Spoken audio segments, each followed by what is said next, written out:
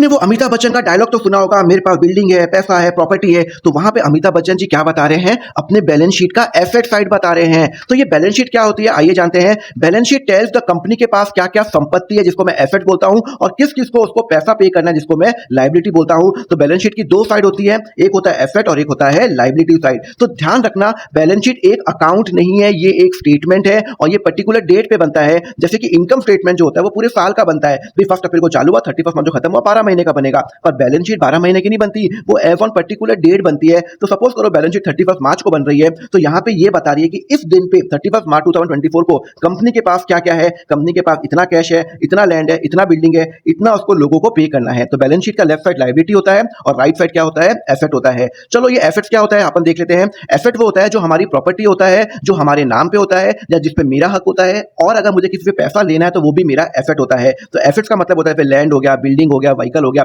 इन सब की लाइफ 1 साल से ज्यादा है, ये मेरे नाम पे है, इनको मैं रीसेल कर सकता हूं, तो ये सब क्या हो गए, मेरे एसेट्स हो गए।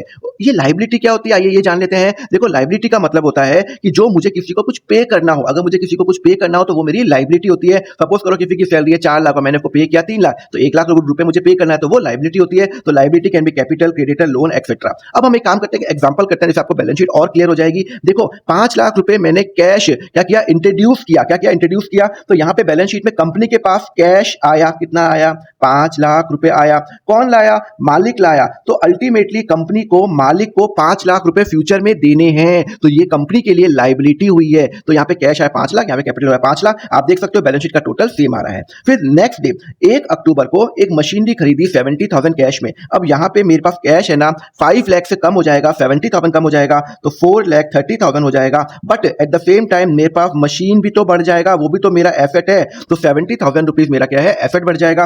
कैपिटल के अंदर कोई चेंजेस नहीं आ रहा, तो ये हो जाएगा 5 लाख। आप देख सकते हो कि मेरा जो बैलेंस शीट का जो टोटल है वो सेम आ रहा है। क्लियर है। अगले दिन क्या हुआ कि मैंने 31 जनवरी को मैंने एक व्हीकल खरीदा 3 लाख का from auto limited on credit. अच्छा, तो मैंने व्हीकल लिया, तो व्हीकल कितने का लिया, 3 लाख का लिया, तो वो मेरा एसेट है। कैश में कोई फर्क आया नहीं, सर कैश में कोई फर्क नहीं आएगा, 430, क्योंकि मैंने पैसे अभी तक पे नहीं किए। ओके, फिर मेरे पास मशीन भी तो थी, हाँ मशीन भी तो थी ना 70,000 की, ये तो मेरे पास एज इट इज है। मैंने एक व्हीकल खरीदा, पर ये व्हीकल किससे खरीदा, मैंने ऑटो लिमिटेड से खरीदा, तो मुझे ऑटो लिमिटेड को पे करना है 3 लाख रुपए पे करना है, तो ये मेरी लायबिलिटी है। और कैपिटल के अंदर कोई चेंजेस नहीं है, तो ये हो जाएगा मेरा 5 लाख रुपए। तो आप देखोगे जो टोटल है वो बैलेंस शीट का वो 100% टैली हो रहा है। ऐसी फंडा के लिए फॉलो करिए अकाउंट फंडा को।